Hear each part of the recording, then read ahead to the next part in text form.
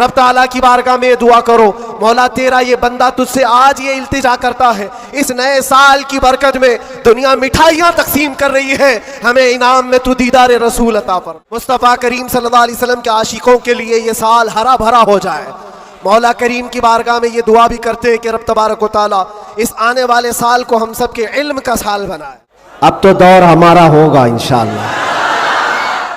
मेरे अजीज़ों, आज का ये दिन फिर हम नए साल के इस्तकबाल के लिए खड़े हैं। वही हुजूम है बल्कि उससे कई गुना ज़्यादा। जिन लोगों को ये लगता है कि इस धार को उंगली दबा करके रोक दिया जाए तो ये मुमकिन नहीं है। कुछ बात तो है कि मिटती नहीं हस्ती हमारी, कुछ बात तो है कि मिटती नहीं हस्ती हमारी। सदियों रहा है दुश्मन दौरे ज़मा हमारा। और ये इकबाल ने हमको बेखौफ किया है, बुज़दिली नहीं सिखाई। और ख़ास तौर पर उलमा इस्लाम और तलबा इस्लाम यहाँ मौजूद हैं।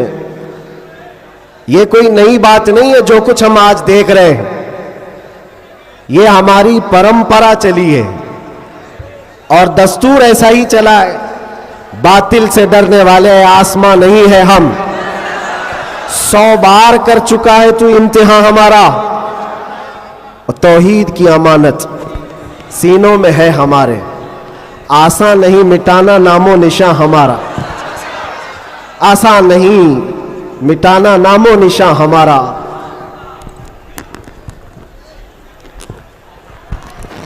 मेरे अजीजों,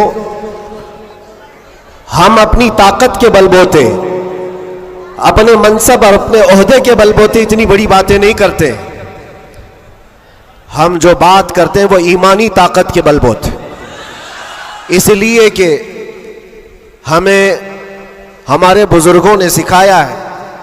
आपकी नॉलेज के लिए मेरे असातिज़ा के बारगाह में मैं ये अर्ज करूंगा, एक लंबे गैप के बाद तकरीबन 10 महीने हो गए, मैं जलसे जुलूस नहीं किया। 8 महीने तो अंदर था और 10 महीने के बाद मैं परसों पहला जलसा किया और स्टेज का पहला जलसा किया, और वो भी गुजरात में किया।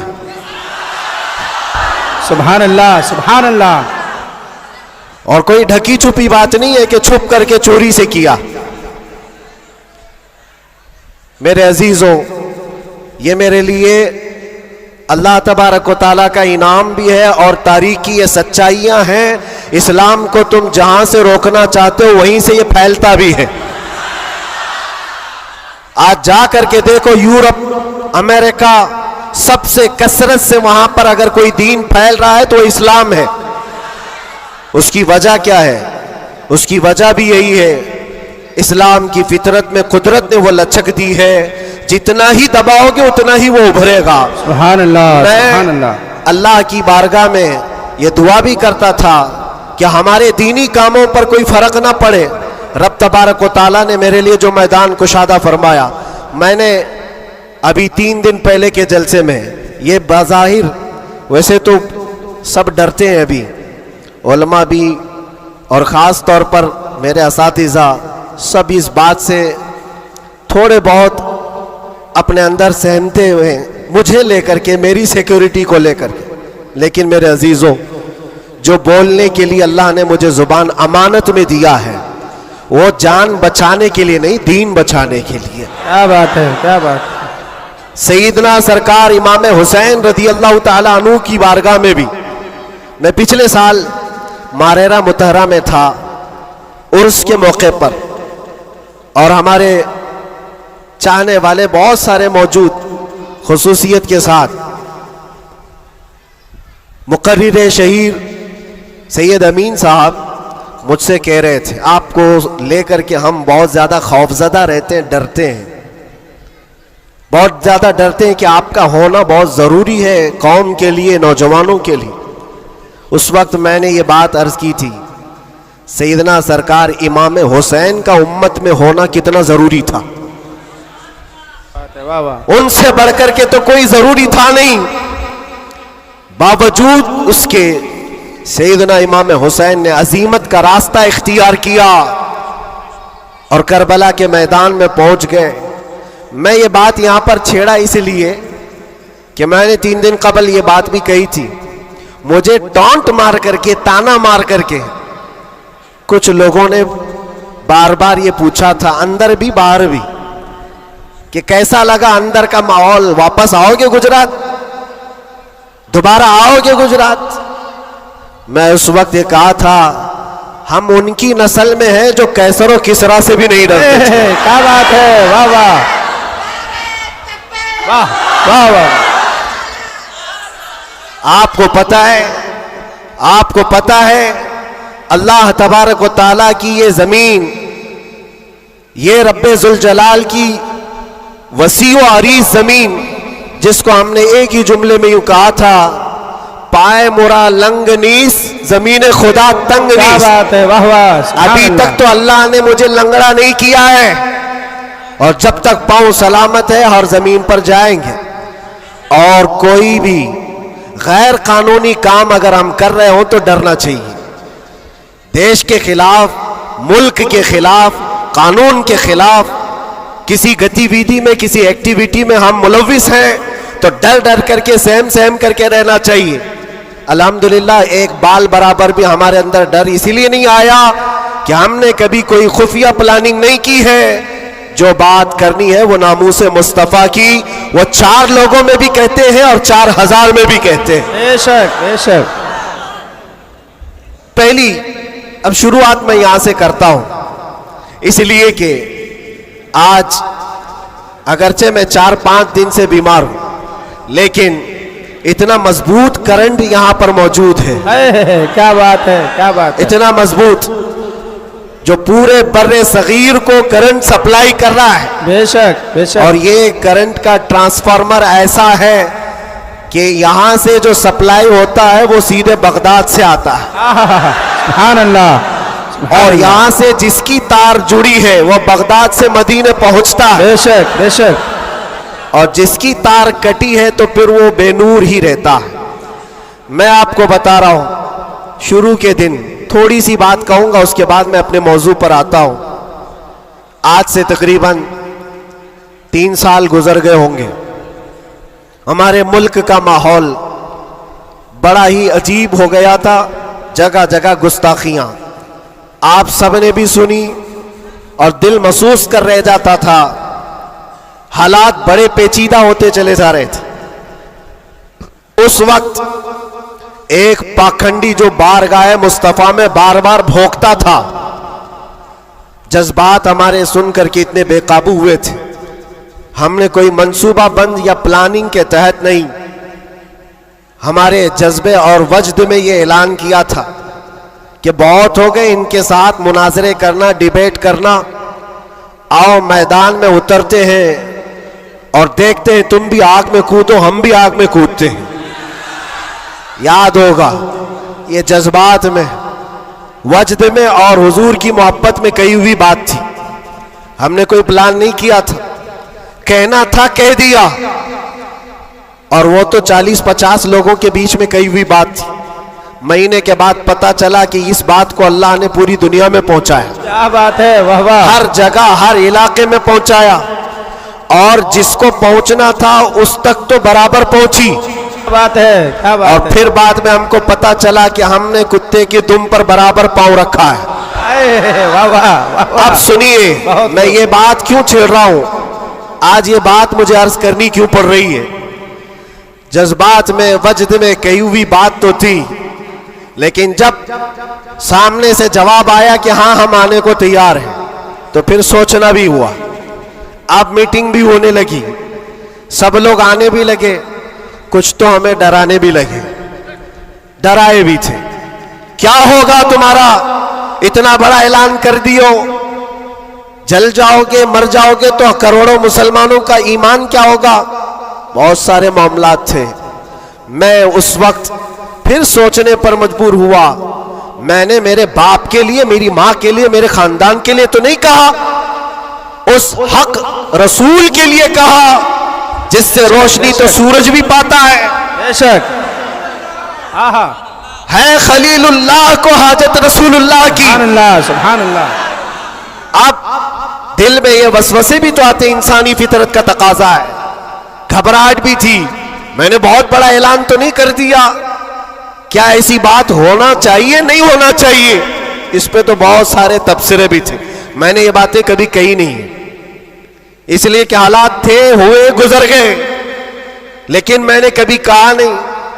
आज इसलिए कह रहा हूं कि यहां करंट ज्यादा है, आहा, क्या बात है। इसलिए कह रहा हूं। उस वक्त घबराहट, वसवसे भी, अलग अलग किस्म की बातें, लॉकडाउन का माहौल अलग, मेरे घर पर अलग पहरेबंदी, ये सारे मामलात में जानते हो मेरे अजीजों, उस वक्त जब कभी घबराहट के शिकार होकर, बेकाबू होकर हम कुछ सोचने के लिए या कुछ मशवरे के लिए इधर उधर निगाहें उठाते हैं, तो हर कोई डरा भी रहा है, अलग अलग मशवरे भी दे रहा है। बड़ी हिम्मत के साथ मारारा मुतहरा के इस अजीम ट्रांसफार्मर पर मैंने कांटेक्ट किया। क्या बात? हुजूर अमीन मिल्लत की बारगाह में मैंने अर्ज किया कि हुजूर बात ऐसी है, नामूसे मुस्तफ़ा की बात है और हुजूर की इज्जत की बात है। गरीब है, फकीर है ये आदमी, मेरे पास ना इल्म की दौलत ना मेरे पास अमल की दौलत। मैंने तो ऐलान कर दिया और मैं जाना चाहता हूं दिल्ली। आप क्या फरमाते हैं? बड़े बड़े पीरों की बात अलग है मेरे अजीजों, सब कंफर्ट जोन में बैठने वालों की बात नहीं करता, बड़े शाहाना कुर्सियों पर बैठ करके लोगों में अपना रौब जमाने वालों की बात नहीं करता। इस अजीम मर्द कलंदर का जवाब आता है, कहते हैं कि बच्चे तूने अपने घर के लिए नहीं पुकारा है, वो मेरे नाना जान की भी इज्जत है, पूरे कायनात की भी, अल्लाह के अजीम रसूल की भी रिसालत, नारे रिसालत, बरकाती दूल्हा, बरकाती दूल्हा, मुहाफिज़े नामों से रिसालत, नारे तकबीर। वाह, बात यहीं पर खत्म नहीं होती कि अगर कह दिया कि तूने ऐलान कर दिया अच्छी बात है, जाओ अल्लाह ताला तुम्हारी हिफाजत करेगा, मैं यहाँ बैठकर दुआ करता हूँ। नहीं, इस उम्र में ठंडियों के आलम में कहा कि बेटा तुम वहां से निकलो, मैं मारारा से अपनी तबर्रुकात लेकर दिल्ली पहुंचूंगा। वाह वाह वाह वाह वाह वाह वाह, बहुत वाह।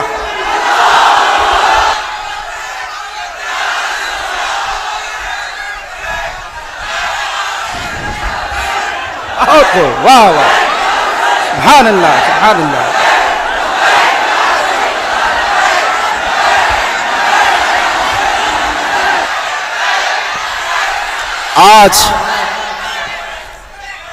आज ये बात इसीलिए अर्ज कर रहा हूं, कैसे आकाओं का बंदा हो रजा, बोल बाले मेरी सरकारों के। सुभान अल्लाह, सुभान अल्लाह। मैंने उसके बाद फोन रख दिया और उसके बाद सबसे कहा कि अब किसी बात की फिक्र नहीं है, अब टेंशन नहीं है, अब कोई फिक्र की बात नहीं और डर की बात नहीं। फिर कहां से किस तरह के तबसरे आए मुझे आज वो याद भी नहीं है, मुझे वो याद भी नहीं है, लेकिन इतनी बात याद है कि उस वक्त मेरे साथ कोई एक अजीम शख्सियत खड़ी थी, हम तो इंतजार में थे और गए भी थे, लेकिन तारीख सबको पता है। मैं अपनी तारीफ के लिए नहीं दोहराता ये बात, मैं अपनी बड़ाई के लिए नहीं दोहराता ये बात, लेकिन ये हक्कानियत को साबित करने के लिए मैं कहता हूं, मैं क्या हमारे मोहल्ले का 8 साल का बच्चा भी उठ करके ऐलान करे, मेरा रब उसकी मदद फरमाएगा। बेशक बेशक बेशक। क्यों? इसलिए कि वो नामूसे मुस्तफ़ा की बात कर रहा है, वो इज्जत रसूल की बात कर रहा है। अजीज़ान गिरामी वक़ार, यही बात हज़रत ने ये फरमाया था कि जलसों में साथ में रहना, हाँ मुकर्रिर है या फिर दीगर माहौल है, तो हज़रत ने एक जुमला अभी 2 दिन कबल फरमाया था कि मीठा मीठा हप हप, कड़वा कड़वा थू थू, ये तो नहीं हो सकता। ये इशारा इस बात पर है मेरे अजीजों, ऐ सुन्नियों, हुजूर की मोहब्बत की बात करते हो तो सिर्फ हुजूर की मोहब्बत हलवा पराठा खाने से नहीं होती, अरे इसमें तो नेज़े भी खाने पड़ते हैं, बेशक तलवारों की साए में नमाजें भी अदा की जाती हैं। बेशक। ये शहादत गए उल्फत में है कदम रखना। लोग आसान समझते हैं मुसलमान होना। मैं ये भी नहीं कहता कि मैं बहुत बड़ी तकलीफ उठा करके आया हूं, नहीं। 8 महीने गुजरे कि 8 साल गुजरे, कोई बहुत बड़ी तकलीफ उठा करके तुम्हारे पास आया, मैंने कभी इस चीज का जिक्र नहीं किया और ना ही शिकायत कभी करूंगा इस बात की, इसलिए कि तारीख की सच्चाइयां इस बात की गवाही देती हैं। वो बड़े बड़े अइम्मा इस्लाम जो रसूलुल्लाह की आल में से थे, इमाम मूसा काजिम, हम तो मेरे अजीजों गुनहगार हैं, हमारी बहुत सारी खताएं हैं। वो अहले बैत अइम्मा इस्लाम जिनके गुनाह नहीं, खताएं नहीं, बगैर किसी कसूर के जालिम बादशाहों ने 7 साल तक उनको अंदर कैद में रखा है। इमाम मोहम्मद बिन हसन अस्करी 20 साल तक अंदर रहे। किसको कहते हैं 20 साल? पूरी लाइफ गुजर गई। इमाम मूसा कासिम 7 साल के बाद अंदर जहर दे करके मारा गया और वहीं से जेल से जनाजा भी निकला। उनकी कुर्बानियों पर हम कहां लगते हैं? लोग ये भी जो आज समझते हैं कि बहुत बड़ा काम करके आए, कोई कहां से क्या क्या लक़ब पुकारे, गाजी इस्लाम। ना मेरे अजीजों, अभी तो हम खादिम इस्लाम नहीं बन सके। गाजी इस्लाम तो बहुत बड़ी बात है और हम इस बात को आपके सामने बार बार दोहराते इसलिए हैं कि आज सुन्नियों को हो क्या गया है, छोटी सी चीज को लेकर बहुत बड़ा समझने लग जाते हैं, बहुत बड़ा समझने लगते हैं। ये इब्तिदाए इश्क है, आगे देखो होता है क्या क्या। सितारों से आगे जहां और भी है। तुम्हारी अभी आजमाइश आई कहां? हमें अभी आजमाया कहां गया है? कुरान तो ये कहता है कि हम हसिबतुम अन तदखुलुल जन्नत वलम्मा यातिकुम मसलुल लज़ीना खलौ मिन क़ब्लिकुम मस्सतहुमुल बअसाउ वज़्ज़र्राउ वज़ुलज़िलू हत्ता यक़ूल अर्रसूलु वल्लज़ीना आमनू मअहु मता नस्रुल्लाह अला इन्न नस्रल्लाहि क़रीब। रब ताला फरमाता है, क्या तुम ये सोच कर बैठे हो कि तुम सीधे जन्नत में चले जाओगे और तुमको वैसी तकलीफें नहीं आएंगी जैसे पहले वालों को आई थी? और कैसी आई थी? कुरान कहता है वो जुल्जिलू, उन्हें हिला दिया गया था। यहां तक कि रसूल पाक ने और ईमान वालों ने यह कहना शुरू किया, अल्लाह की मदद कब आएगी? फिर रब ताला फरमाता, आगाह हो जाओ, अल्लाह की मदद करीब है। हमारी आजमाइशें कहां आई है मेरे अजीजों? कौन सी तकलीफें, कौन सी मुसीबतें? उलमाए इस्लाम को आज अल्लाह तबारक व तआला ने ठाट बाट से रखा है। हर तरह की सहूलियात तुम्हें आज मिली हुई है। कौन सी नेमत की कमी मौला ने दी है?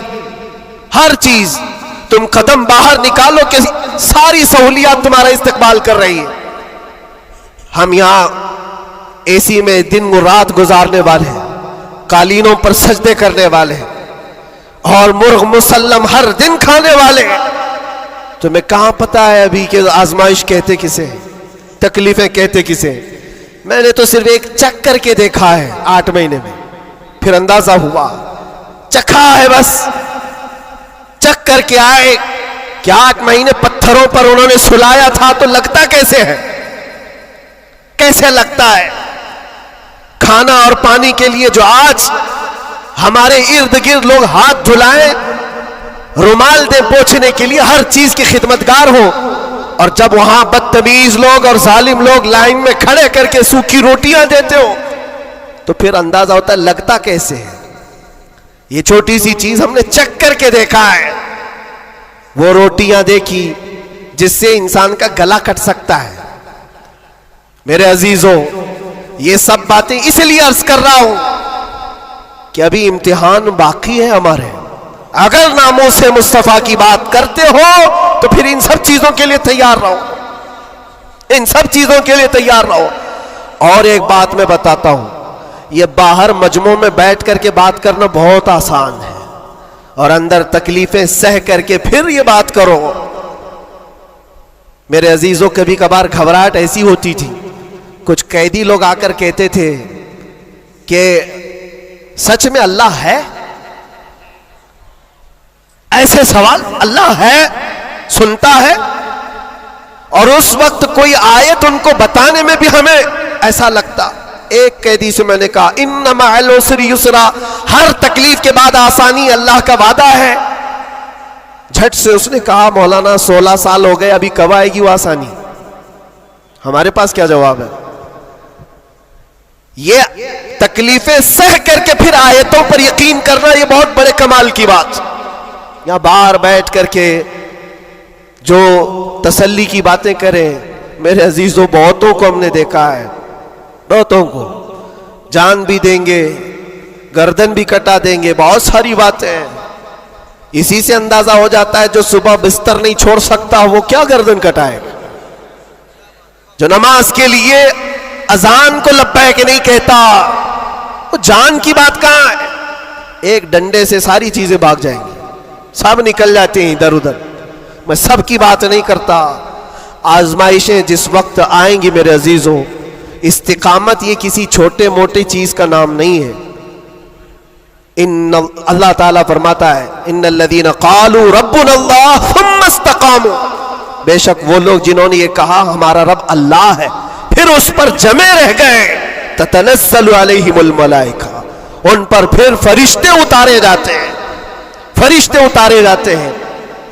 मेरे अजीजों, यहां बड़ी बड़ी बातें कहने के लिए मैं नहीं खड़ा, बस इतनी बात कहूंगा कि हालात के तनाजुर में जो आज तुम्हारे लिए सबसे बड़े चैलेंजेस हैं, उसमें तुम्हें खरे उतरने की जरूरत है। तुम सिर्फ अपने मोहल्ले के नुमाइंदे नहीं हो। ये जो सरों पर टोपियां और दाढ़ियां हैं तुम्हारे चेहरों पर, तुम किसी मस्जिद के ही मुसल्ली नहीं हो, बल्कि पूरी कायनात में अल्लाह ने तुम्हें खैर उम्मत बनाया है। सब इंसानों के लिए तुम रहबर हो, रहनुमा हो। तुम्हारे अखलाक हर कोई आज देख रहा है। तुम एम्बेसडर हो किसके? रसूल पाक के। तुम तर्जुमान हो अखलाक रसूल के।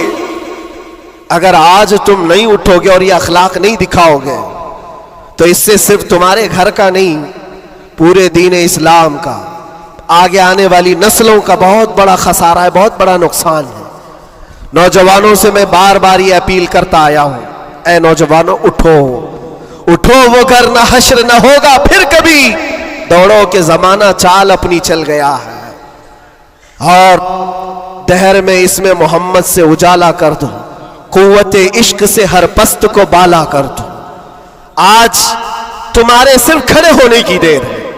किस चीज के लिए खड़े होने की देर है? जब जब मैं ऐसी बातें करता हूं तो हमारे जो रिश्तेदार कलम कापी लेकर बैठे, उनको लगता है ये जंग के लिए बुला रहे हैं, अभी तलवार भाले नेज़े की बात कर रहे हैं।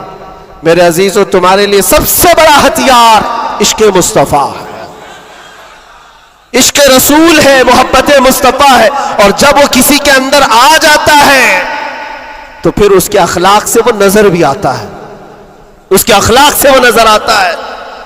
जाहिल आशिक रसूल नहीं बन सकता। आशिक रसूल इल्म की तरफ बढ़ता है।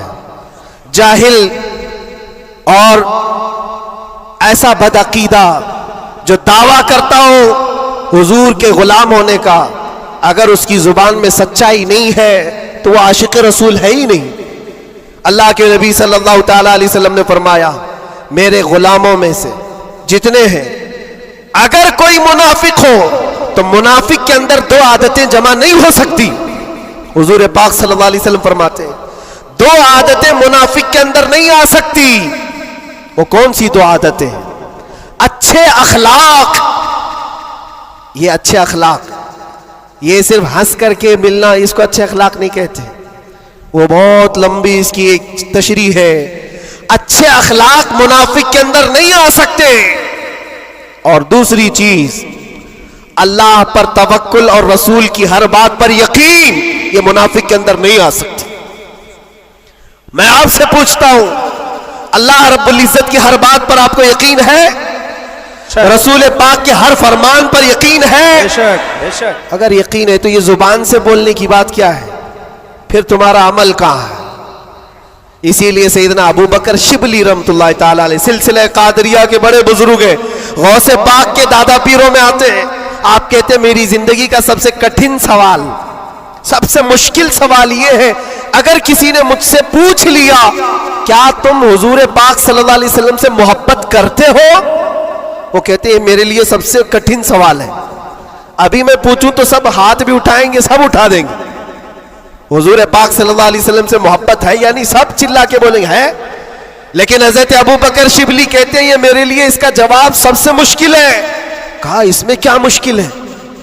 आप फरमाते हैं अगर ना कह दिया तो ईमान चला जाएगा, अगर ना कह दिया तो ईमान चला जाएगा, और अगर हां कहूं तो मेरे आमाल उसके मुताबिक नहीं, झूठा पड़ जाता हूं, दिल मलामत करेगा। जुबान से तू रसूल पाक की मोहब्बत की बात करता है, कहां है तेरे अमल? अजीजा ने गिरामी वकार, ये दो आदतें मेरे आका फरमाते हैं मुनाफिक के अंदर नहीं आ सकती, अच्छे अखलाक और अल्लाह उसके रसूल पर यकीन कामिल। यकीन से ही तो आरी होता है मुनाफिक, यकीन उसका खत्म हो चुका होता है। यहां अभी लक्की ड्रॉ शुरू हो जाए और चीट पे चीट होते रहते, हर साल होते रहते, फिर भी उसमें घुसते भी रहते। लाख का 2 लाख बनाना है, अभी देखो कितने आ जाएंगे, और कैसे कैसे चीटर लोगों पर यकीन करते हैं। और 2-4 लोगों ने बोल दिया कि नहीं मेरा भी डबल हुआ है, सब आ गए, लाइन लग जाती है, कई कई 100 करोड़ खा करके चले जाते हैं, इन पर तुम्हें यकीन है। और मुस्तफा करीम सल्लल्लाहु ताला अलैहि वसल्लम ने फरमाया तुम सुबह अपनी नींद को छोड़कर, बिस्तर कर छोड़कर अपने घर से वजू करके मस्जिद की तरफ निकल कर आए, 2 रकात नमाज अदा कर लिया। हुजूर पाक सल्लल्लाहु अलैहि वसल्लम फरमाते पूरी दुनिया की दौलत से ज्यादा कीमती है। सुभान अल्लाह, सुभान अल्लाह। यकीन है इस पर तो इन्वेस्ट करो। अगर हुजूर पाक सल्लल्लाहु अलैहि वसल्लम की हर बात पर यकीन है तो इन्वेस्ट करो इसमें। आज यही तो बात है, ये सबसे बड़ा चैलेंज है। मुनाफिकत आने लग गई है, बुज़दिली कहां से आती है? अल्लाह उसके रसूल की हर बात पर यकीन कामिल हो जाए बंदे को, तो फिर वो मुनाफिक नहीं रहता, वो ईमान वाला होता है। और फिर मुसीबतें तो आएंगी, लेकिन मुसीबतें उसका कुछ नहीं बिगाड़ सकती। हजरत अबू हुरैरा रज़ी अल्लाह ताला अन्हु की हदीस है, फरमाते हैं अगर मुझ पर 10 पहाड़ भी नाजिल हो जाएं, उतर जाएं, तब भी मैं खौफज़दा नहीं होता, डर नहीं है मुझे। कहा क्यों? कहा कुरान की एक आयत मेरे लिए काफी है। पूछा कौन सी आयत? फरमाते अल्लाह फरमाता है कुल लन युसीबना इल्ला मा कतबल्लाहु लना हुवा मौलाना व अला अल्लाहि फल्यतवक्कलिल मुमिनून। फरमाते हैं अल्लाह ने अपने नबी से कहा है ऐ महबूब आप फरमा दें हरगिज हमको कोई मुसीबत नहीं आती, उतनी ही आएगी जितना अल्लाह ने लिखा है। सुभान अल्लाह, सुभान अल्लाह। उतनी ही आएगी जितनी अल्लाह ने लिखा है। और फिर आगे रब ताला फरमाता हुवा मौलाना, वही हमारा मददगार है, वही हमारा मददगार है। व अला अल्लाहि फल्यतवक्कलिल मुमिनून, और मोमिनों को चाहिए कि अल्लाह ही पर भरोसा करें। बड़े बड़े लोगों को देखा, लेकिन कैद के दौरान, जेल के दौरान कुछ छोटे छोटे लोगों ने हमें बहुत कुछ सिखाया। गुजरात के एक छोटे से गांव का रहने वाला कैदी आ गया था, मानसिक संतुलन बिगड़ा हुआ था, घर वाले भी चाहते थे अंदर ही रहे, छुड़ाना भी नहीं चाहता था कोई, उठा पटक ज्यादा करता था, जवान था, और अंदर रहा। महीना गुजरने लग गया। वहां होता ऐसा निजाम ऐसा है कि हर हफ्ते घर वालों की मुलाकात आ जाती, जालियों में, इधर से हम, बाहर से रिश्तेदार, हर कैदी के कोई, कभी माँ, कभी बाप, कभी भाई बहन, मुलाकात के लिए हफ्ते में एक मरतबा टाइम मिलता है 15 मिनट। लेकिन इस बंदे का कोई आता ही नहीं था, मिलने भी नहीं आए। महीना गुजर जाता, ये उठा पटक शुरू कर दे, लोगों को मारना दो। तो जेलर जो है घर को फोन लगाता उसके और कहता कि भाई तुम्हारा बेटा है, कभी तो आओ, मुलाकात लो उससे, सबको परेशान कर रखा है। और इसीलिए कि कैदियों की जो हालत बिगड़ती है तो ये बहुत बड़ा डेंजर मसला होता है, उनको संभालना। बाहर आप इधर उधर हुए तो अंदर डालेंगे, अंदर ही बिगड़ा तो फिर कौन सा अंदर, वो लास्ट मंजिल है। और इसीलिए वहां जाने के बाद डर भी निकलता है लोगों का, इसके बाद कहां जाना है, अब सीधे जन्नत है। आप सुने इस बात को। उसका बाप आया और कहा कि बेटा थोड़े दिन हो गए, इसने पूछा कब छुड़ाओगे मुझे, बेल कब होगी, छोटे से केस थे। कहा इस मंडे को जो है तुम्हारी बेल रख दूंगा, छुट जाओगे, इस मंडे को निकल जाओगे। वो आया, सब बैठे हुए थे, खुशी से ऐलान करता मंडे को मैं चला जाऊंगा, मंडे को छूट जाऊंगा। मंडे आया, ट्यूसडे आया, वेडनेसडे आया, फिर हफ्ता 2 हफ्ते उसका बाप आया ही नहीं। महीना गुजर रहा है, फिर ये उठा पटक शुरू करे, फिर फोन करके उसके बाप को बुलाया, आओ मुलाकात लो। बाप आया, फिर पूछा कब होगा अब्बा, कहा मैं थोड़ा सा काम में बिजी था, इस मंडे तो तेरा हो जाएगा, इस मंडे को हो जाएगा। ये आता और कहता फिर बेचारा, वहां तो ऐसे ही है, सब तिनके के सहारे पे ही रहते। वकील बोलता इस डेट में होगा, हाँ ठीक है, उसके अलावा करे क्या। तो वो सबसे कहता इस मंडे को पक्का है, वो भी गया मंडे। फिर 1 महीना गुजरा, ये 6 महीने उसका बाप हर मंडे को ही बोलता था, बार बार आए, तवज्जो चाहता हूं। और हालत ऐसी हो गई 6 महीने के बाद, वो बाप से मिलकर के अंदर आ रहा है, सारे कैदी खुद ही बोलने लगे इस मंडे को है ना तेरा। उसके बोलने से पहले ही कहते इस मंडे को बेल है ना तुम्हारी, जमानत होने वाली है। उसको हर्ट हो गया, तकलीफ हो गई। जब दिल पर किसी के चोट लगती है तो टूटे हुए दिलों की बहुत जल्दी सुनी भी जाती है। उसने झल्ला करके कहा था, गाली दे करके कहा था, क्रिमिनल था, गाली दे करके कहा था सबको, तुम लोग मेरा मजाक उड़ा रहे हो, मेरे बाप की वजह से या जेलर की वजह से मैं अंदर नहीं हूं, मेरा खुदा इतने दिन का लिखा है और जिस दिन लिखेगा तुम सब देखते रहोगे, मैं चला जाऊंगा। क्या बात है, वाह वाह। हमने सोचा ये कहां से इतना बड़ा ईमान आया। और इत्तेफाक से शनिचर के दिन वो अपने बाप से मिलकर के आया था, उसको चिढ़ाया गया था और वो बिफर करके इस तरह की बात किया था। और मंडे के दिन उसका बाप जमानत का बीड़ा लेकर आ ही गया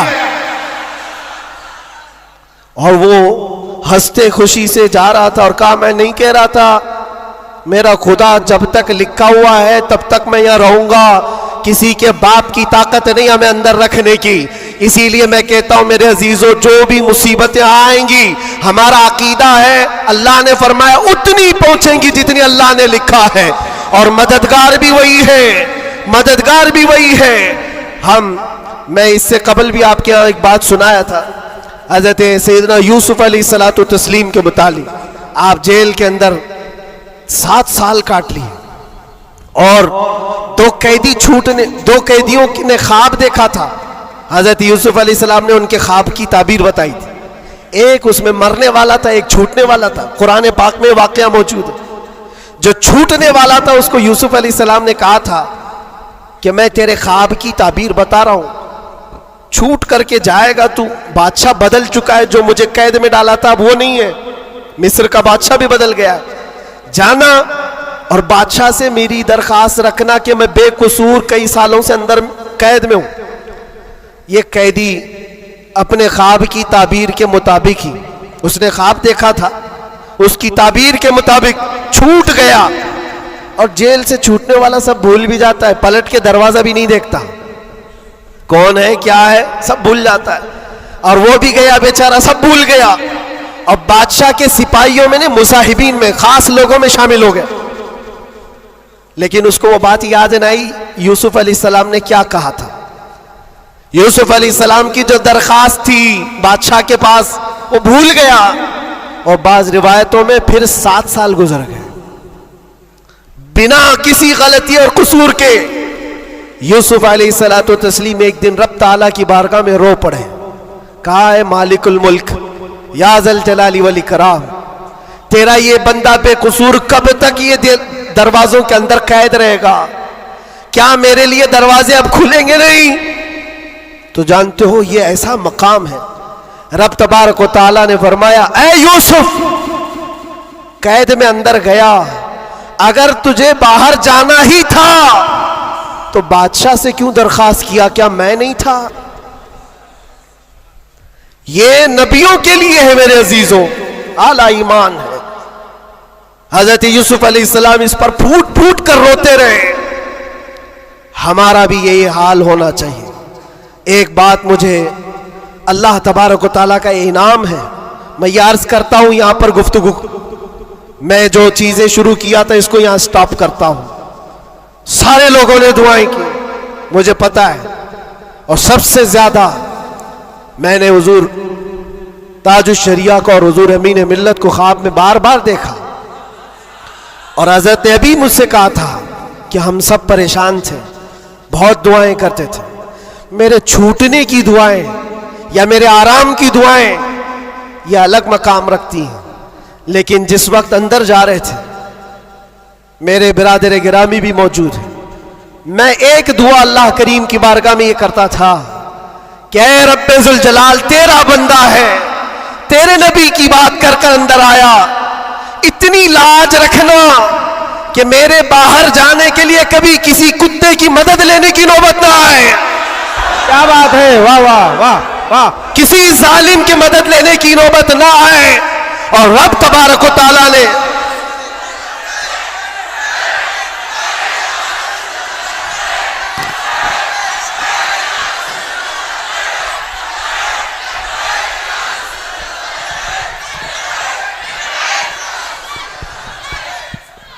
इस बात की वजाहत भी कर दूं, बहुत बड़ी जिम्मेदार शख्सियत मौजूद है, मेरे अल्फाज का मैं जिम्मेदार हूं जो कुछ कह रहा हूं। और लोगों को फिर ये लगता है ये इतना सब हो जाने के बाद फिर भी कुत्ता कहते हैं, ये कुत्ता कुत्ता इनकी जुबान पे क्यों आता है।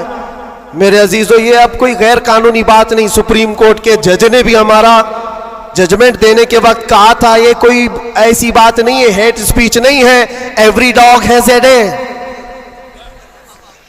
हर कुत्ते का एक दिन होता है। हमने तो थोड़ा सा कहा था, उन्होंने बहुत कहा है। तो ये जो भी मैं कहूंगा अब सुप्रीम कोर्ट के एतबार से कहूंगा।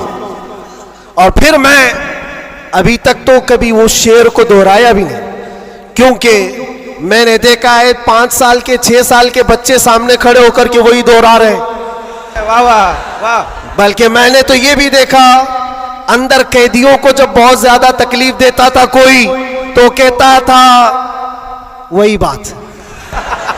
वाह वाह। आज वक्त है तुम्हारा। क्या बात है। हर जगह पर खाना सही नहीं मिल रहा है तो भी वो कैदी यही पुकार कर कहते थे आज वक्त है, आज वक्त है। मेरे अजीजों, जितना ही तुम दबाओगे उतना ही वो उभरेगा। या हम अपनी तारीफ के लिए, अपने घर के लिए नहीं बोलते। हमने कभी किसी कम्युनिटी को, किसी खास धर्म को या किसी खास मजहब को निशाना बनाकर कभी नहीं बोला। हाँ, मेरा ये मिशन है कि जो हुजूर पाक सल्लल्लाहु ताला अलैहि वसल्लम की इज्जत के लिए उंगलियां उठाएगा तो हम उसका जवाब देते रहेंगे। बेशक बेशक। और अगर एक आदमी करता है तो एक का जवाब, 10 करते तो 10 का जवाब। इसका मतलब ये नहीं होता कि हम पूरी कम्युनिटी को बोल रहे हैं, पूरे मजहब को बोल रहे हैं, किसी कौम को बोल रहे हैं। ये तो फैलाई गई बात है। बहरहाल वक्त आने के बाद सब समझ में आ जाएगी। आज जिस चीज के लिए कॉन्फ्रेंस रखी गई है, तालीमी बेदारी कॉन्फ्रेंस, मेरे अजीजों, ये इतनी बड़ी वक्त की जरूरत, मैं आपको क्या बताऊं, इस्लाम शुरू ही हुआ है इकरा कहते हुए। सबसे पहली आयत मेरे नबी पाक पर जो उतरी वो क्या है? मुसलमानों, इतनी तो बात याद रहे, इकरा बिस्मि रब्बिकल्लज़ी खलक। कुरान की सबसे पहली आयत क्या है? बिस्मिल्लाह खानी कराई गई कि नहीं कराई गई? तो पढ़े हो ना, तो पढ़ो, इकरा बिस्मि रब्बिकल्लज़ी खलक। इकरा का मतलब होता है ऐ महबूब पढ़ो, ऐ रसूल पढ़ो। देखो, कुरान पाक में बहुत जगह पर अल्लाह ने कुल भी कहा, कहो, लेकिन जब सबसे पहली आयत आई तो उसमें कहा कुल नहीं, इकरा, पढ़ो अपने रब के नाम से। और एक बुजुर्ग ने बहुत अच्छी बात कही, ये उससे कहा जाता है पढ़ो। जिब्राइल अमीन आए, हुजूर पाक सल्लल्लाहु अलैहि वसल्लम से कहने लगे इकरा बिस्मि रब्बिकल्लज़ी खलक। 3 बार तो हुजूर ने नहीं पढ़ा था, सिर्फ वो इकरा इकरा कह रहे थे। चौथी बार जिब्राइल ने कहा इकरा बिस्मि रब्बिकल्लज़ी खलक, पढ़ो अपने उस रब के नाम से जिसने पैदा किया। नबी पाक ने पढ़ा, और इकरा उसको कहा जाता है जो पहले से पढ़ा हुआ हो। वाह वाह। और नए आदमी को पढ़ाने के लिए कहेंगे कहो जैसे मैं कह रहा हूं, जैसे मैं कह रहा हूं ऐसे कहो।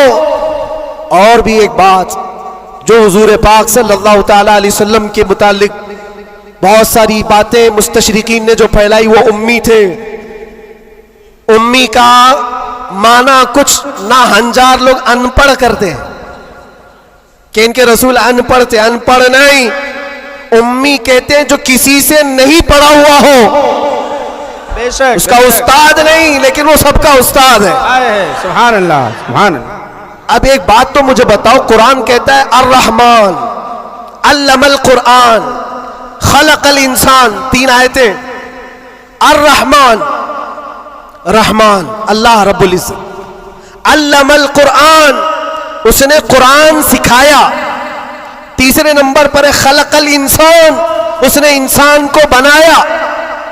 मुझे एक बात बताओ, रहमान दूसरे नंबर पर आए थे, उसने कुरान सिखाया। तीसरे नंबर पर आए थे, उसने इंसान को पैदा किया। इंसान को पैदा किया ये तीसरे नंबर पर, कुरान सिखाया ये पहले दूसरे नंबर पर। जब इंसान बाद में पैदा हुआ है तो कुरान सिखाया किसको? क्या बात है, वाह वाह। अर्रहमान अल्लमल कुरान, वो रहमान है जिसने कुरान सिखाया फिर इंसान बनाया। मुफस्सिरीन फरमाते हैं ये जो इंसान पैदा किया इससे मुराद आदम अलैहिस्सलाम है, और कुरान सिखाया इससे मुराद मोहम्मद रसूलुल्लाह। सुभान अल्लाह। और अब तबारक व तआला ने अपने नबी को उस वक्त इल्म दिया है जब अभी आदम को पैदा भी नहीं किया। मुअल्लिम कायनात की उम्मत हो मेरे अजीज हो, मुअल्लिम कायनात की तुम उम्मत हो, और जाहिल रहना तुम्हें ज़ेब देता है? उस रसूल पाक की उम्मत हो जिसने पूरी कायनात को इल्म का इनकलाब दिया है, इल्म का इनकलाब। जब हुजूर पाक सल्लल्लाहु अलैहि वसल्लम मदीने तैयबा तशरीफ लाए थे, 6 लोगों को सिर्फ लिखना आता था, कलम पकड़ना कितने लोगों को आता था? 6 लोग। 10 साल का अरसा गुजरा हुजूर पाक सल्लल्लाहु अलैहि वसल्लम की वफात के वक्त 80,000 लोगों के हाथों में कलम था। सुभान अल्लाह सुभान अल्लाह। यह इनकलाब जिंदगी भर का कोई टीचर भी नहीं करता। वो रसूल पाक सल्लल्लाहु ताला अलैहि वसल्लम ने इल्म का अजीम इनकलाब पैदा किया था, और उस रसूल की उम्मत अगर जाहिल हो तो कैसे ज़ेब देता है? इसीलिए मैंने देखा है बहुत सारी जगहों पर बड़ी बड़ी तहरीकें चलती, लेकिन रसूल पाक सल्लल्लाहु ताला अलैहि वसल्लम का सच्चा जानशीन, उनकी आल व औलाद का ये सच्चा जानशीन मारारा मुतहरा का और खानवादे बरकात का चश्म चिराग ऐलान करता है आधी रोटी खाएंगे और बच्चों को सुभान अल्लाह। ये सिर्फ मारारा का ऐलान नहीं, ये रसूल पाक का मिशन है, ये इनकलाब है जो नबी पाक सल्लल्लाहु ताला अलैहि वसल्लम का लाया हुआ। अगर तुम जाहिल रहोगे, बेनूर रहोगे, जाहिल आदमी हलाल और हराम में तमीज नहीं कर सकता, जाहिल को कुफ्र और ईमान पता नहीं है, जाहिल कब गुमराह होगा उसे खुद पता नहीं चलता। इसलिए मेरे अजीजों, इल्म के बगैर इस्लाम भी नहीं है, इल्म के बगैर इस्लाम नहीं। आपको पता है दौरे जिहालत कहा जाता है इस्लाम से पहले वाले दौर को, और दौरे इस्लाम, इस्लाम के बाद। इस्लाम और जिहालत तो अपोजिट चीजें, ये कभी एक जगह आ नहीं सकती। आज उम्मत के अंदर हम देख रहे हैं कुछ लोगों को मैंने देखा अंदर, जिनसे पूछा गया पहला कलमा क्या है तो आए टाएं कर रहे हैं, नहीं पता है। तुम्हारे नबी कौन, ये भी नहीं पता। हम तो इस खुशफहमी में चल रहे हैं, जुम्मा में भीड़ है, जलसों में भीड़ है, सबकी टोपी है, सबको आता होगा, खंगालो तो कलमा भी नहीं आ रहा है। यूं ही ये मुसीबतें नहीं आ रही है मेरे अजीज, यूं ही हमको डराया और धमकाया नहीं जा रहा है। तुम्हारे अंदर इल्म की दौलत हो तो तुम अपने रब तबारक व तआला की जात पर यकीन कामिल के साथ जियोगे। आज दुलमुल यकीन के साथ जो जीते वो जिहालत की वजह है, जिहालत है। और जो जिस तरह हाँकना चाहे आज हाँक रहा है तुम्हें। इल्म की तरफ आओ, इल्म की तरफ। हर बच्चे को आज पढ़ा लिखा हुआ होना जरूरी है, हर बच्चे को। और जब हम इल्म की बात करते हैं तो कुछ लोगों को ये लगता है मौलाना सिर्फ मदरसों में ले जाने की बात करते हैं। मदरसों में ले जाने की बात करते हैं। इल्म सिर्फ मदरसों की बात नहीं है। इल्म को जो फर्क किया गया है ना, ये दीनी इल्म है, ये दुनियावी इल्म है। अभी आपसे मैं पूछूं दीनी इल्म क्या है, दुनियावी इल्म क्या है, आप यही कहेंगे कुरान, हदीस, फिका, ये सारे दीनी इल्म है। साइंस, ज्योग्राफिक, फिजिक्स, केमिस्ट्री, ये दुनियावी इल्म है। ये गलत सोच है, गलत कॉन्सेप्ट है। दीनी और दुनियावी इल्म इस तरह से फर्क नहीं किए जाते। अगर आप कुरान का इल्म, हदीस का इल्म, फिका का इल्म पैसा कमाने के लिए हासिल कर रहे हैं तो ये दुनियावी इल्म है, वो दीनी इल्म नहीं। मदरसों में भी वो दीनी इल्म नहीं। और साइंस पढ़ते हो, ज्योग्राफी पढ़ते हो, केमिस्ट्री पढ़ते हो अल्लाह को पहचानने के लिए, तो ये दीनी इल्म है, ये दीनी इल्म है। तुम्हारी सोच से ही दीनी और दुनियावी का फर्क होता है, ना कि डिपार्टमेंट और शोबे से फर्क होता है। इसलिए जो बच्चे कॉलेज में, यूनिवर्सिटीज में, वो अपना कंटिन्यू करें, बढ़े आगे। तुम जिस फील्ड में जाना चाहते हो, मेडिकल में, इंजीनियरिंग में, लॉ में, जिस चीज में भी जाना चाहते हो, नीयत सिर्फ ये हो जो कुरान ने फरमाया, इक़रा बिस्मि रब्बिकल्लज़ी खलक़, पढ़ो वही जो तुम्हारे रब के नाम से। सुभान अल्लाह। वो इल्म जो अल्लाह से दूर करता है, वो बड़ा सा बड़ा आलिम होकर के भी वो गुमराह है। और वो इल्म जो अल्लाह से करीब करता है, वही इल्म नूर है, वही इल्म नूर है। इमाम गज़ाली रहमतुल्लाह ताला अलैह फरमाते, सिर्फ ये मत समझो कि मैं इल्म की बात कर रहा हूं तो इल्म आने के बाद टोपी, जुब्बा, कुब्बा, बड़ा आलिम नजर आना चाहिए। नहीं, इल्म जब किसी के पास आता है तो सबसे पहले अखलाक लाता है। सच्चा इल्म अगर किसी के अंदर आए, अखलाक लाता है, फिर वो अल्लाह ताला की जात पर यकीन लाता है। क्योंकि कुरान कहता है इन्नमा यख्शल्लाह मिन इबादिहिल उलमा, इल्म वाले ही अल्लाह से ज्यादा डरते हैं।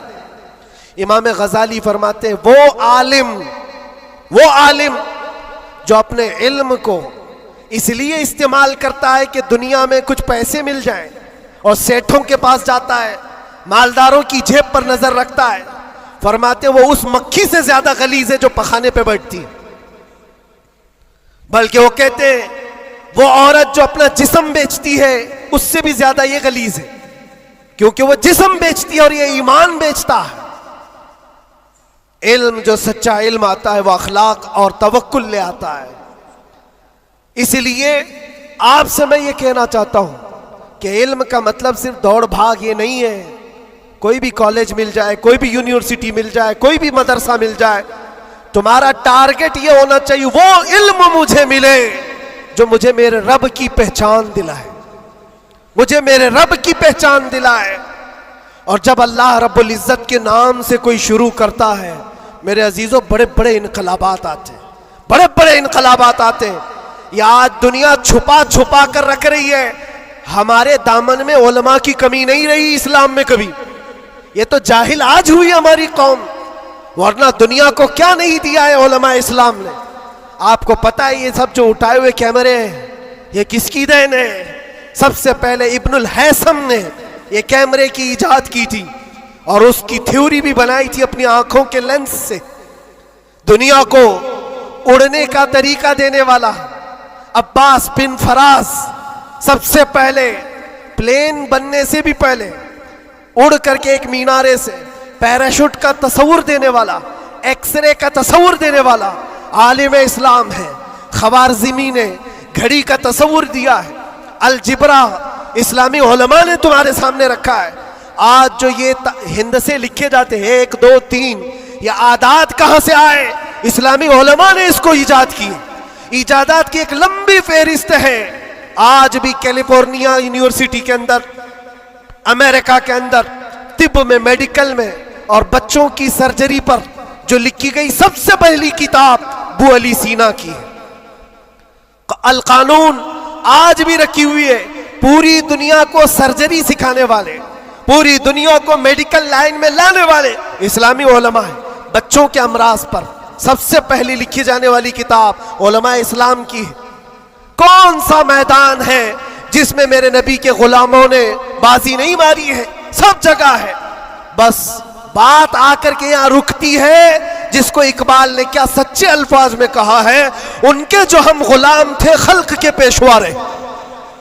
सुभान अल्लाह। खुलासा यही है, उनके जो हम गुलाम थे खल्क के पेशवा रहे, उनसे फिरे जहां फिरा फिर आई कमी वकार में। ये डोर जो कटी है तुम्हारी या धीमी हुई है, यहां से इज्जतों में कमी आई है। पढ़ना लिखना तुमने बंद कर दिया, ना इधर के है ना उधर के है। मेरे अजीजों, ना मदरसों का इल्म रह गया, ना स्कूल कॉलेज का इल्म रह गया। ये तो इस्लाम का तकाजा नहीं है, इस्लाम नहीं चाहता है। इसलिए आज की इस कॉन्फ्रेंस के जरिए से, ये तालीमी बेदारी कॉन्फ्रेंस है, मैं अवेयरनेस लाना चाहता हूं। और अब अगर कोई यहां बैठा हुआ ये अहद करके उठता है कि मुझे इल्म हासिल करना है, हमारी ये कॉन्फ्रेंस उसूल होगी। दिल में सोचते हो हासिल करना है, और इल्म की कोई उम्र नहीं होती। ये मत सोचना मेरी शादी हो गई, बच्चे हो गए, अब क्या पढ़ूंगा। अरे बूढ़े हो जाओ, दाढ़ी सफेद हो जाओ, तब भी तुम्हारे इल्म हासिल करने की उम्र नहीं जाएगी। सैयदना उमर इब्ने खत्ताब जलीलुल कद्र सहाबी हैं, कहते मुझे सूरे बकरा पढ़ने में 12 साल लग गए। तुम चाहते हो जुम्मा 8 दिन के अंदर कुरान भी खत्म हो जाना चाहिए। हाँ, इसमें मिटा दो अपनी हस्ती को अगर कुछ मर्तबा चाहो कि दाना खाक में मिलकर गुले गुलजार बनता है। शेख सादी रहमतुल्लाह अलैह फरमाते 60 साल के बाद तो मैंने इल्म देखा है। और ये शर्म हया की बात नहीं, इल्म हासिल करना हो। अच्छा, पहले के बूढ़े लोग अगर कहते हैं हमारे ज़माने में हालात बुरे थे, कोई आया ही नहीं सिखाने के लिए, हमारे पास स्कूल नहीं थे, मदरसे नहीं थे, पहले वाले कहते तो हो सकता है उनका ये उज़्र है। तुम्हारे पास अब कोई उज़्र ही नहीं रह गया। क़यामत के दिन रब तबारक व तआला अगर तुम्हारी पकड़ करे कि इल्म हासिल करना फर्ज था, तूने सीखा क्यों नहीं, ये नहीं कह सकते कि मौला मेरे पास कोई जरिया नहीं था। ये जो मुट्ठी में इतना बड़ा बड़ा मोबाइल उठाते हो, पूरा मदरसा भी रखता है, स्कूल भी रखता है, कॉलेज भी रखता है। कौन सी किरत नहीं है इसके अंदर, कौन सा इल्म नहीं है इसके अंदर। लेकिन नौजवानों को ये लगता है ये मोबाइल तो पबजी के लिए आया हुआ है, ये मोबाइल तो फेसबुक इंस्टा के लिए आया हुआ है, तुम्हें तो बहुत कुछ हासिल करने का जरिया ये मोबाइल पकड़ा दिया गया है। अब कयामत के दिन तुम्हारे पास उज़्र नहीं होगा, उज़्र नहीं होगा। तुमसे अगर सवाल हुआ कि वजू में कितने फराइज थे, नमाज में कितने फराइज थे, कुरान तजवीद के साथ पढ़ने के क्या क्या उसूल थे, तुम हाय हाय हाय हाय करते रह गए, मुझे पता ही नहीं, कोई पढ़ाया नहीं, तो पूछा जाएगा तेरे पास जरिया था, अभी जाकर सर्च करके देख लेना वजू में कितने फराइज है। मोबाइल 1 मिनट से पहले तुम्हें लाके दिखा देगा, बता देगा। हाँ, ज्यादा से ज्यादा क्या होगा, कंफ्यूजन। क्या मैंने सर्च तो किया है वजू में कितने फर्ज, अब आ तो गया जवाब, लेकिन यह पता नहीं चल रहा है ये अपोजिशन का है कि हमारा है। इसके लिए तो उलमा बैठे हुए हैं। इतना पूछ सकते हो कि हज़रत मैंने रिसर्च किया है, ये सारी चीजें तो मुझे मिल गई। हुजूर पाक सल्लल्लाहु अलैहि वसल्लम के लिए मैंने सर्च किया, हुजूर की उम्र कितनी थी, हुजूर के अज़वाज कितने थे, हुजूर की औलाद कितनी थी, हुजूर पाक ने मक्के में कितने दिन गुजारे, मक्के में मदीने में कितने गुजारे, कितने गज़वात में हुजूर शरीक हुए, सब मैंने सर्च किया है, मुझे जवाब मिला है। उस पर पूरा यकीन करने से पहले किसी आलिम अहले सुन्नत के पास आ जाओ और क्रॉस वेरिफिकेशन करना, बस इतना ही जिम्मेदारी। क्योंकि मौलाना लोग भी तो जान छुड़ाते हैं। भाई टाइम नहीं हमारे पास, कितना पढ़ाएंगे तुमको, सुबह भी दोपहर में भी, तुम्हारे अपने अलग टाइम है, उनके अलग टाइम है। तो उनसे कहो हम आपके पास घंटा भर पढ़ने के लिए नहीं आ रहे, सिर्फ इतना बता दो ये जो मैंने सर्च किया है ये सही है कि नहीं। इतना तो कोई भी आलिम दीन तुम्हारे साथ ताउन कर सकता है। आज से करेंगे इंशाअल्लाह। 2025 तुम्हारा पूरा सीरत मुस्तफ़ा पढ़ने में गुजरना चाहिए, गुजरेगा इंशाअल्लाह। इस बात को आज तय करके उठो कि मैं मेरे नबी का गुलाम हूं, तो मैं पहले ये पढ़ूंगा कि मेरे नबी कब पैदा हुए, उस वक्त हालात क्या थे, हुजूर पाक सल्लल्लाहु अलैहि वसल्लम का बचपन कहां गुजरा, हुजूर पाक ने पहली शादी कहां फरमाई, हुजूर पाक सल्लल्लाहु अलैहि वसल्लम की औलाद कितनी हुई, नबी पाक सल्लल्लाहु अलैहि वसल्लम के सहाबा में जलीलुल कद्र कौन है? हुजूर मक्का में कितने दिन गुजारे, मदीने में कितने गुजारे, कौन सी जंगों में शरीक हुए, कौन से जिहाद में, कौन सी जंग में हुजूर पाक के दंदाने मुबारक शहीद हुए, कौन कौन सी मुसीबतें हुजूर ने उठाई और क्या क्या दुआएं उम्मत के लिए की, ये सब तुम्हारे हिस्से में आना चाहिए। मेरे अजीजों, एक बात मुझे याद आती है, एक नौजवान का किरदार बड़ा अजीब था। मीलाद का दिन था 12 रबीउल अव्वल, शायद मैंने यहाँ दोहराया हो ये बात। मैं ट्रेन से उतर रहा था, एक नौजवान मुझसे कहने लगा, हजरत मैं चाहता हूं कि आज हुजूर की बारगाह में कोई अच्छा तोहफा पेश करूं। सब झंडे, कुमकुमे, मिठाइयां सब लगा करके तो तोहफे पेश करते। उसने कहा मैं कुछ ऐसा करना चाहता हूं हुजूर पाक सल्लल्लाहु ताला अलैहि वसल्लम को खुशी हो। मैं उतर रहा था, अचानक ज़हन में ये बात आई, कहा अल्लाह के नबी के अखलाक ये थे कि वो बूढ़ों की मदद करते, उनका बोझ उठाते थे। मक्का में हुजूर मशहूर थे इस बात पर। हम उतर रहे हैं, देखो ट्रेन से कोई बूढ़ा उतर रहा, उसका सामान उठाकर पहुंचा दो, सुन्नत है ये भी। और आज 12 रबीउल अव्वल है, तुम हुजूर की बारगाह में खिराज अकीदत पेश कर। ये बात कहा और मैं गुजर गया। वो जवान एक बूढ़ी औरत 2 बड़े बड़े शॉपर लेकर आ रही थी, उसके पास गया और कहा कि अम्मा जी मुझे दो, मैं उठाता हूँ। वो पहले तो घबराई, कहा कि तू क्यों उठाएगा, तू कूली है क्या है, मेरा सामान क्यों? नहीं दूंगी, नहीं दे रही थी। और क्यों दे अजनबी को कोई? इसने इसरार किया, अम्मा जी दे दो दे दो, उठा लूंगा।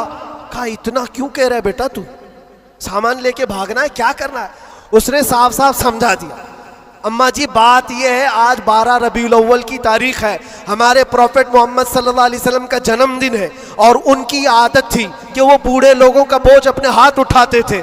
मैं चाहता हूं कि उनका अमल दोहराऊं, उनके अखलाक पर अमल करूं और मैं उनकी रूह को खुश करूं। बूढ़ी के दिल में बात आ गई, कहा ले ले बेटा, तू तेरे नबी की बात कर रहा है, आज तुम्हारा कोई त्योहार का दिन है, ये करना है तो करो। वो शॉपर लेकर के गया, उसको जहां तक पहुंचाना था पहुंचाया। ये बात आई गई, गुजर गई। हम भी तो सोचते हैं कि छोटी सी बात है। 6 महीने गुजर जाने के बाद, 6-7 महीने के बाद उस नौजवान ने मुझसे कहा कि हजरत वो बूढ़ी औरत जिसका मैं सामान उठाया था, वो अभी राब्ते में, कांटेक्ट में है, अभी आई और कह रही है कि बेटा 6 महीने गुजर गए, अब तक मैं तेरे नबी का बायोडाटा ही पढ़ रही हूं, अब तक मैं उनके अखलाक ही पढ़ रही हूं। कहा क्यों? कहा तेरे उस अमल ने मुझे इतना मुतासिर किया कि इस जमाने का कोई जवान, अरे मेरे बेटे मेरे पोते नहीं आए मुझे लेने, किसी और का बेटा मेरा सामान उठा रहा है, इसके अंदर इतना असर कहां से आया? और जब तूने बताए तेरे नबी के अमल है, मैंने सोचा कि उस नबी को क्यों ना पढ़ूं। पढ़ते पढ़ते मैं इस मकाम पर पहुंच गई।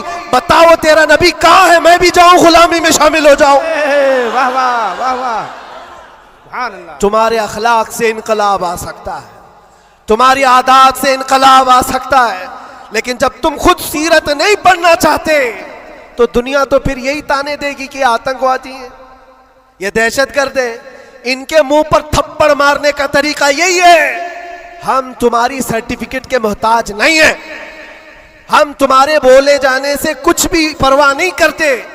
तुम्हें अपने नबी के अखलाक करके दिखाना है, करके दिखाना है, नफरत नहीं। हुजूर पाक सल्लल्लाहु ताला अलैहि वसल्लम से अगर मोहब्बत है तो उठो और इल्म को आम करो, और हुजूर की सीरत पढ़ने के बाद तुम्हारा दिल कुशादा हो जाएगा, जहन वसी हो जाएगा, सोचने की ताकत बढ़ जाएगी। इसलिए कि सुन सुन करके मानना और है, जान करके मानना और है।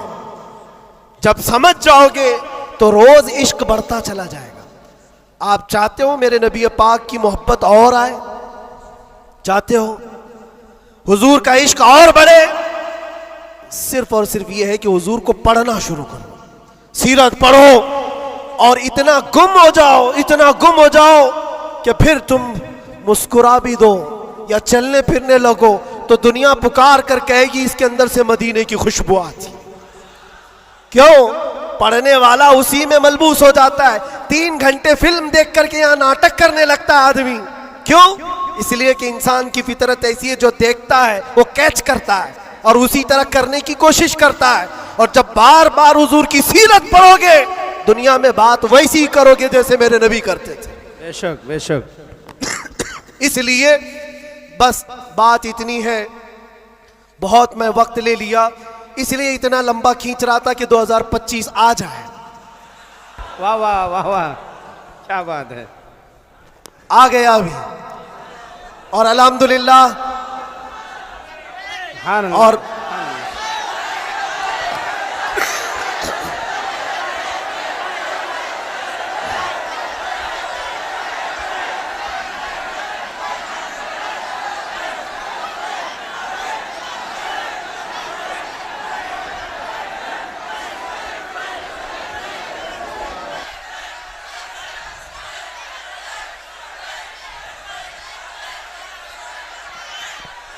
अल्लाह तबारक व तआला इस आने वाले साल को हम सब के लिए खैर व बरकत वाला साल बनाए। बला और मुसीबतों से अल्लाह हम सबको नजात रखे, और इस पूरे साल को अल्लाह ताला हम सब के ईमान और अकीदे में जिला अता करे।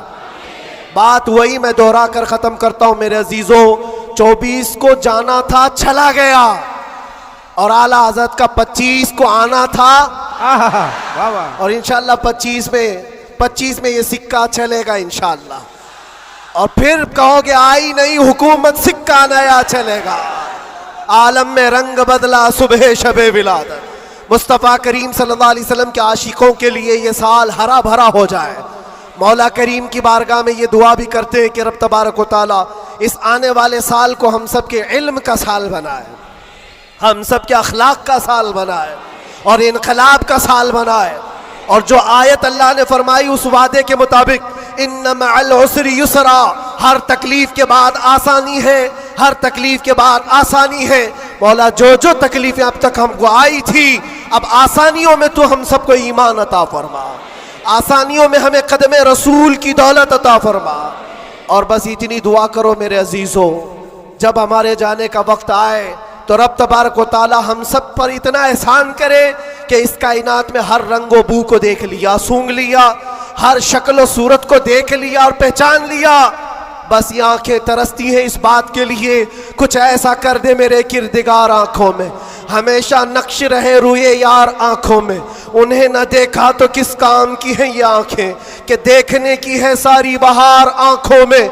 रब ताला की बारगाह में दुआ करो, मौला तेरा ये बंदा तुझसे आज ये इल्तिजा करता है, इस नए साल की बरकत में दुनिया मिठाइयाँ तकसीम कर रही है, हमें इनाम में तू दीदार रसूल अता फरमा दे। इस आले रसूल की बरकत से मौला मरने से पहले हमें ज़ियारत मुस्तफ़ा नसीब फरमाए। वो शक्ल सूरत मुस्तफ़ा जो आंखों में बस जाए तो दुनिया का हुस्न हेच हो जाए। मौला करीम हमको उस हुस्न का परस्तार बनाए, उस हुस्न का आशिक बनाए। अजीज़ा ने गिराम वक़ार, आखिरी बातें ये, ख़ास तौर पर ये नए साल की जो रात है, जा कर के यहाँ से कोई अय्याशी के अड्डे पर नहीं जाना, कभी कोई गुनाहों की तरफ ना जाए, वरना तुम्हारी ये सारी महफिल फजूल है। तुमने साल का आखिर भी अल्लाह के जिक्र में बनाया है, और साल का शुरू भी अल्लाह के जिक्र में है।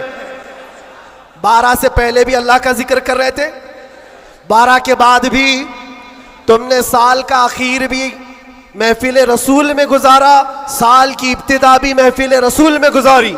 और हो सके तो कल रोजा रख लेना, जिसको ताकत हो रख लेना, नफिल है, ताकि साल की इब्तिदा अल्लाह के इस रोजे से हो, और अल्लाह करीम उस रोजे की बरकत से हम सबका पूरा साल अच्छा करे। यहाँ से कोई अड्डों पर तो नहीं जाएगा इंशाअल्लाह, कोई अगर जा भी रहा हो तो उसको रोक लेना। आज की रात दुनिया अय्याशियों के अड्डे सजाई है, रात भर यहाँ पर शराब आम हो चुकी होगी, जिना और क्लब और बार सब सज गए होंगे, लेकिन क्या ये तुम्हारे लिए अल्लाह का एहसान और इनाम नहीं है? क्या उन करोड़ों में से अल्लाह ने उठाकर तुम्हें अपने घर में बिठाया? और एक बात याद रखो, एक बात याद रखो, मुझे किसी से मिलना है तो दिन में मिल लेता हूं, टाइम कब देते हैं, दोपहर में आ जाओ, शाम में आ जाओ, लेकिन कोई खास होता है तो ही रात के 12 बजे मिलता है।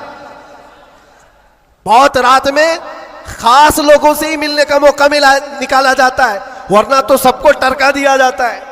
मेरे अजीजों, रात के 12 बज रहे हैं और रब ताला तुम्हें अपनी मुलाकात के लिए यहां बुलाया। ये बख्शिश के लिए बुलाया गया है, ये रहमत के लिए बुलाया गया है। तो यहां से झोलियां भर करके जाओ और दुआओं की कबूलियत के लिए मुस्तजाबुद दावा शख्सियत हमारे पास है। रसूल पाक सल्लल्लाहु ताला अलैहि वसल्लम की आल मौजूद है। और यकीनन आज की महफिल पर मैं देख रहा हूं ये जो रंग जमा हुआ है, ये जो भीड़ है, ये जरूरी नहीं सिर्फ इंसानों की भीड़ है, ये जरूरी नहीं है कि सिर्फ लोगों की मदनपुरा वालों की भीड़ है। तुम तो पहचानते भी नहीं कितने अल्लाह के फरिश्ते आते हैं महफिलों में, तुम जानते भी नहीं। ये रब तबारक व तआला की रहमत के फरिश्ते आते हैं। और ये महफिलों को हल्का ना लो मेरे अजीजों, ये महफिलें हल्की ना समझो। यहां से बख्शिश के वादे होते हैं, कितनों की दुनिया बदल दी जाती है, कितने तो यहां से तौबा करके उठते हैं, कितने तो इल्म का अहद लेकर के जाते हैं। इसलिए मुझे ये यकीन है अल्लाह की ज़ात से कि आज 2025 की हमारी ये पहली महफिल को मौला ताला 100 बार बारावर फरमाएगा और इश्क़ रसूल की दौलत अता फरमाएगा। इश्क़ रसूल की कमाल की दौलत अल्लाह हम सब के सीनों में अता फरमाएगा। और बाकी रहे जो हालात, उससे डरना नहीं है, जमे रहना है, खड़े रहना है और नामूसे मुस्तफ़ा पर किसी से समझौता नहीं करना है। और कोई गैर कानूनी काम भी जज्बात में आकर के उछल कूद करने से नहीं होता। होश व हवास के साथ, होश व हवास के साथ हुजूर पाक की मोहब्बत सिर्फ और सिर्फ जोश से नारे लगाने का नाम नहीं है। होश व हवास के साथ खड़े होना और दुनिया को जवाब देना। हम भी जो ये बोलते हैं, लोगों को ऐसा लगता है सिर्फ जोश में बोलते हैं, ये सिर्फ जोश में बोलते हैं। हाँ बोलते थे, लेकिन अब होश में भी बोलते हैं, होश में भी बोलते हैं। और डर करके नहीं, डर करके नहीं, बल्कि इसलिए कि हुजूर पाक सल्लल्लाहु ताला अलैहि वसल्लम की उम्मत की खिदमत करनी है, हुजूर के नामूस के लिए काम करना है। इसलिए आप भी होश से काम लेंगे, कोई भी सर फिरा उठ करके अलग ऐसी वैसी हरकत ना करें। हुजूर की मोहब्बत यकीनन इम्तिहान लेती है, लेकिन अपने आप को हिलाकत में डालने की इजाजत भी नहीं देती, अपने आप को या कौम को हिलाकत में डालने की इजाजत नहीं देती। अब ये बात, नारे तकबीर, नारे रिसालत, आप बैठे रहे, आप लोग बैठे रहे।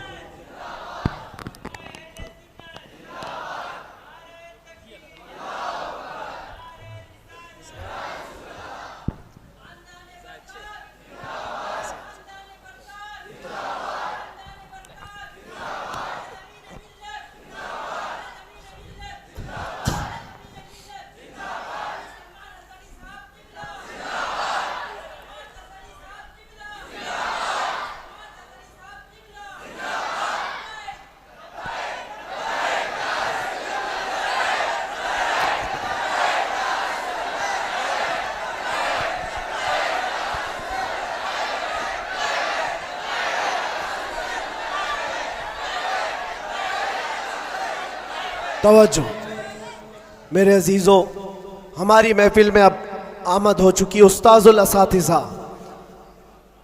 फ़ख्रुल अमासिल, हज़ारों उलमा के उस्ताद हज़रतुल अल्लाम मौलाना मुफ्ती मसूद अहमद बरकाती साहब क़िबला, उस्ताज़ अल जामिअतुल अशरफिया मुबारकपुर। यहाँ पर तशरीफ़ है, हमारे दादा उस्ताद भी हैं और इंशाअल्लाह अज़ीज़ आप उनको सुनेंगे। और अब हमारा वक्त हो गया, मसला भी है, पानी जब आ जाता है तो तयम्मुम टूट जाता है। अब ये तयम्मुम था जो टेम्पररी आपके पास चल रहा था, अब पक्का पानी आपके पास है, आपको उन्हें सुनना है। बस इस शेर के साथ मैं अपनी गुफ्तगू को ख़त्म करता हूँ। लुब्बे लुबाब हासिल कलाम, खुलासा गुफ्तगू ये है कि मोहम्मद से वफ़ा तूने तो हम तेरे हैं। ये जहां चीज है क्या, ये सियासत चीज है क्या, ये जायदाद और दौलत चीज है क्या? अरे तो तुम्हारे लिए लौह कलम है, तो ये सब दुनिया चीज है क्या? लौह कलम तेरे हैं, शर्त यह है कि तुम हुजूर पाक की गुलामी में आओ।